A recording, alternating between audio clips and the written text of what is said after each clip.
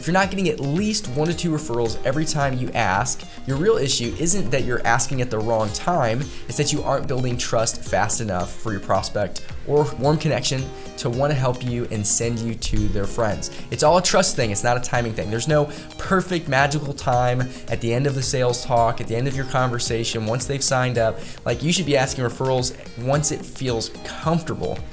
And that is a big deal. You shouldn't just wait until 3 weeks after you've worked with someone because it's enough time for them to have a great experience. It's like, no, if they've decided to work with you, if they're really cool, and even if they're not someone that you're gonna work with, you can still ask for referrals, and the key is trust. If you think about it on a business level, time is money, and the more time you have, the more that you can sell, the more people that you can help.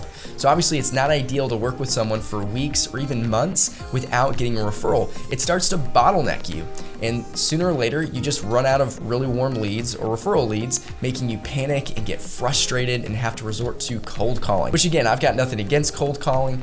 Cold calling can be a really great thing, but compared to referrals, it's not as much fun, to say the least. So I was selling books door to door by week 2 to 3 into a summer selling season where I'd started completely from scratch. I was so good at building trust in my presentations at the door when I was talking to a random person who hadn't heard about me yet or maybe saw me on Facebook. Because I was so good with the Facebook marketing, because I was so good at connecting names with other people I had met or other people that I had worked with or had bought for me, I was able to ask for referrals and build trust much faster, and I was able to receive referrals almost every time from almost anyone.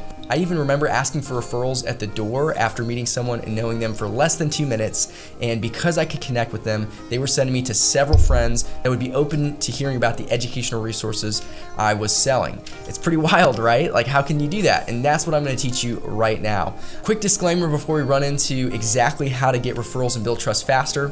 I will say that your first few times of doing this, you're not gonna get the perfect response. You may not get referrals the exact first time, but over time with proper practice and online branding and getting organized with your past clients, you can build trust extremely quickly. And I really encourage you to try this because it's worked for me and it'll work for you too. So without further ado, here's my 3-step process on how to build trust faster so you can ask for referrals and receive them faster.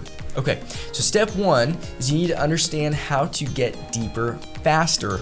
And what I'm gonna teach you is a concept called the 5 levels of connection. Now, these levels of connection are designed to appeal to the psychology of how people build trust. We don't build trust just by saying random words or chit-chatting about the weather. It's all about getting deeper and talking more about our goals and commonalities between us. When we connect and find these commonalities, the result is that our guard actually comes down. And everyone knows this, it's in sales or runs a business, everyone has sales resistance. And so the goal is to be comfortable with people and help them realize that you're a good person and that you're not a slimy salesperson trying to take advantage of people, and that what you're selling, what you're doing, it's a noble thing. And if people can understand that and they know that you're trustworthy and not gonna take advantage of their friends, they'll give you referrals. If they don't understand it, then they're gonna struggle with wanting to give you referrals because they're not sure what's gonna happen if you called those friends. So let's run through each of these 5 levels of connection. Number 1 is this thing called location. So location is the idea that we connect based on locations that we've been, places we've grown up, places that we visited. For example, if you go to China and you're from Knoxville, which is where I'm from, and you love the University of Tennessee Volunteers, and just like me, you're a big football fan, and you were wearing a University of Tennessee Vol shirt and you were in China, and then you saw someone else with the same shirt, what would you talk to them about? You would talk to them about the University of Tennessee. You would go up and be like, wow, I'm a Vols fan, me too. Yeah, that's amazing.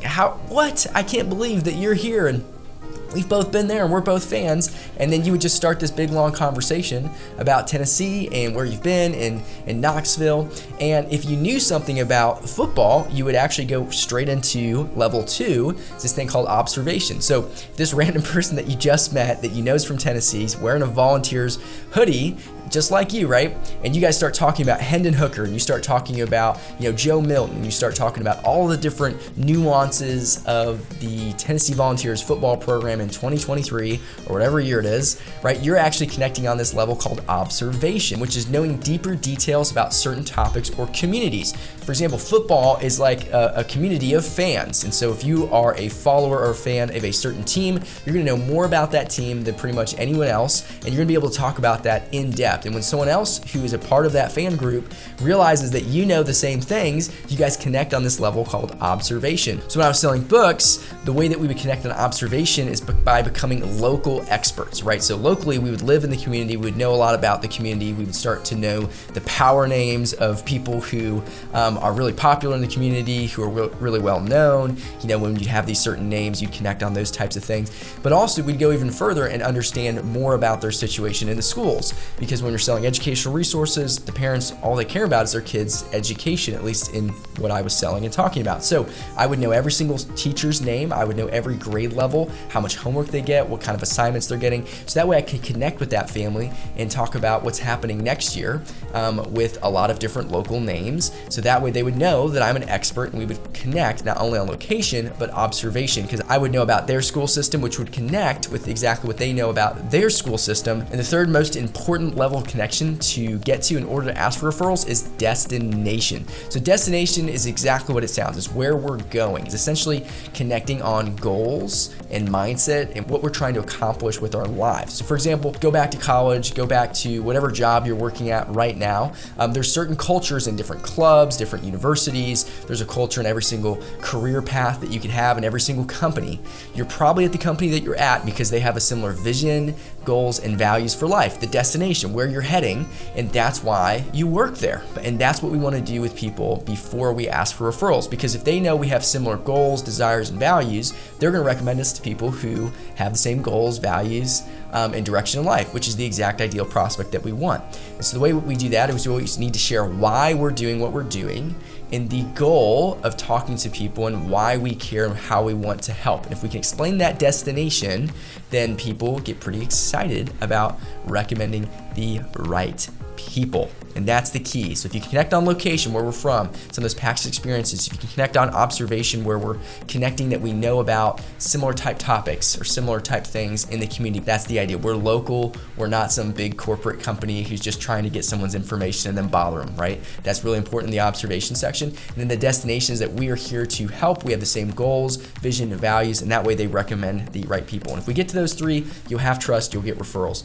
Just a little extra points here. Number 4 is this thing called perspiration. Perspiration just means that you've worked with someone for a long time or done things with people, have life experiences. It brings us closer. Last one, conversation, where we don't have to worry about facades. We're on a very deep trust level with people, and we don't have to act differently than just we are authentically. So those are the 5 levels of connection. That's step 1, get to destination, and you will get referrals.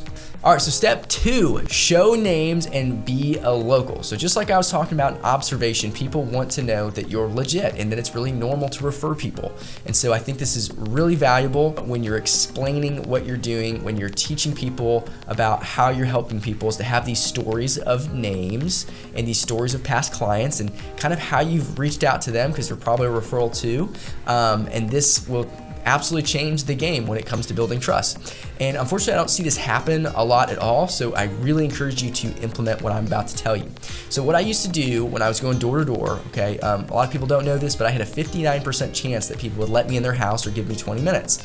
And so the reason they would let me do that is at the door, I would show a massive list of all my previous customers with an archived list of pictures of families who had previously bought from me, who had bought the educational resources I was selling. And I would show that to everyone I met based on location and the product line they bought. So if I was knocking on a door and they had a high school family and they're in this little town called Crum, for example, then I would show all my high school families and they would recognize several people. Now what this does is it shows that I'm a local. It shows that I connect on location, observation, and I can connect on destination in 30 seconds because we're talking about similar goals as what they might have. It's a massive deal.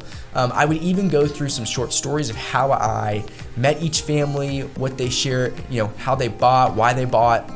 And I would share all those examples and then I would share how I ended up at this person's house from who referred them, and it would just build all this trust. And even if they weren't interested, there was a point where I could just say, hey, well, who do you know that might appreciate hearing about this? Everyone's been sending me to 4 or 5 friends. That's actually how I ended up here, is your friend sent me here. So who do you know? And then they would give me referrals. And that's how you want to build trust, right? Because when you show names, it proves what you're saying. You're not just saying you know a bunch of these people, right? Because people trust only about 50% of what you say as the salesperson or the business owner, but they trust 75% of what their friends say and 100% of what they say. And if they see that you've had an amazing experience with all of their friends, working with them, many purchasing from you, then they will trust you because they can tell that you treat people really well.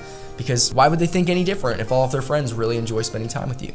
So you'll have proof that you are a good person and doing a great job right in front of them. Solves most of your problems. All right, step 3, be assumptive. So the biggest struggle most business owners, salespeople, realtors have is they don't feel like they're supposed to be there asking for referrals. You might have felt like this before. Like maybe you're bothering people when you're asking for new referrals or you're looking for clients. And this is all nonsense. It's totally in your head. And here's why: service. So I want you to ask yourself this question. In your years of working, do you have a few stories that you could share about people who've had an incredible, life-changing experience working with you? Okay, get those people in your mind, right? Could you say that you helped them reach their goals in life or in whatever you helped them do? If the answer is yes, then who wouldn't want to help their friends reach those similar goals? And that's that destination part that we were just talking about, right? You should feel obligated to go help more people just like you helped those past people. Therefore, you're just asking to connect with the people who have similar goals. It's not a weird thing. You're not asking for money. You're not saying they need to sign up. You're saying, hey, like, who do you know, based on these other stories of people who I've worked with who have really helped have a big change in their life, who do you know that have similar goals? Don't overthink it. Stop trying to sell everybody. Just look for the right referrals to talk to that you can actually help reach their goals. You're not asking for everybody, you're just asking for the right people. So just be assumptive, just go ask. Again, you're just trying to help people. So you're supposed to be there.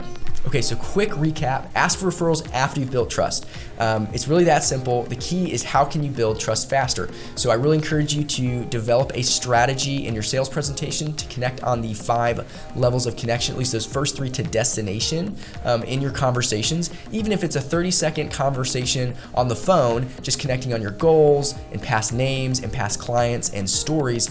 Why it's really normal for people to give you referrals, because that's how you connect. If you bring in those stories and you're really assumptive about how you ask, okay, and you're connecting on those levels and you have a servant-minded heart, people will give you referrals, okay?